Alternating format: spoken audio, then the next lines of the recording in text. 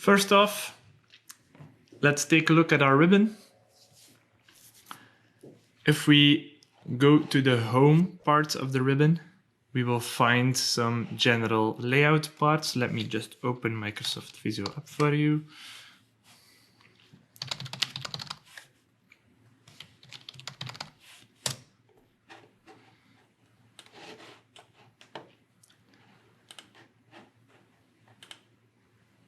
Create a blank drawing just to show you this. So this will not look the same for you from the get-go, but I will show you how to access all of these panels later on. In the home ribbon, you will by default find things that you find in every application, Office application, such as your font, how to lay out your paragraph, indentation, copy pasting, etc. And then on the other hand, we will find specific Visio tools. These will be your most important ones, the ones that you will probably be using most, namely selecting your pointer tool so you can just make selections. The drawing tool, which allows you to just select a general form and to draw with that form. Connector tool to draw lines between different shapes. A text selection, so you can start typing text in a certain space. So a button to toggle the moving, resizing, rotating of your text.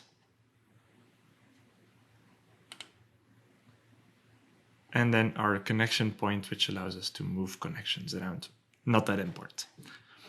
To the right of that, we have some more drawing tools, such as what color to give your shape, what line color to give it, what style of line, etc.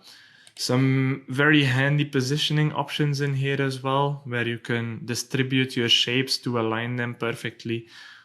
Comes in very handy for making a beautiful visual drawing. Some more editing, some layers that you can choose to show. This is something I've added myself. We will not cover this in this session.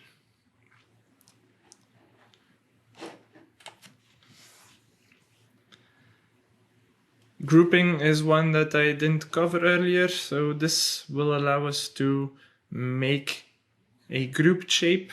So as I said earlier, you can have shapes inside of shapes.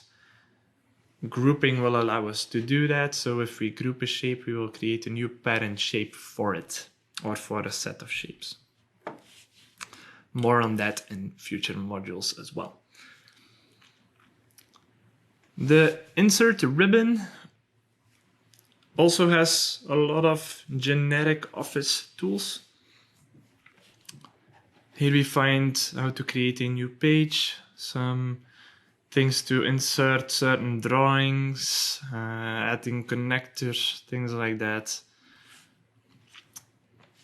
Then we have the design ribbon part, or ribbon tab, where we can choose a general layout for our shape, so a default layout for when we're drawing things. We can choose orientation and sizes for our pages.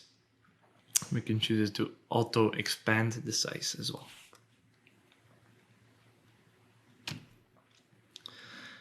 Next, we have the review tab in the ribbon. I don't use it very often, but if you want a thesaurus, it's mostly just spell checking, things like that. Adding comments or a comment panel in your page. Not that important either. A bit more important is our view tab. Why is it very important?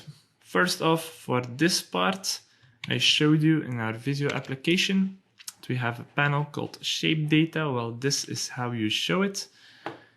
Click Task Panes right here, and then click Shape Data here, and this opens this panel. So let me just close it up quickly.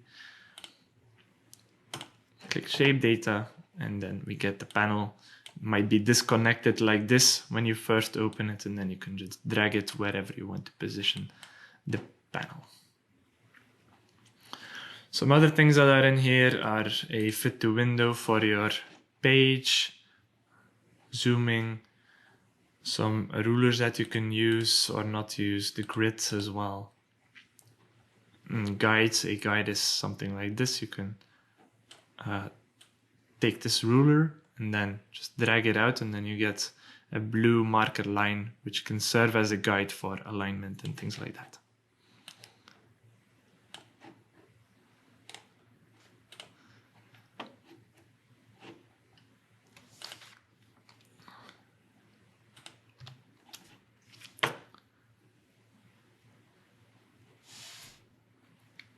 We have some more visual aids where we can show connection points and things like that. So not super important. And then some macros as well. Macros are not important for you as an operator, but we use them, for instance, for our stencil shapes, which we'll be covering in a different session as well. And in these stencil shapes, we have some macros that automatically assign certain shape data based on what you enter in them. But for now, not important.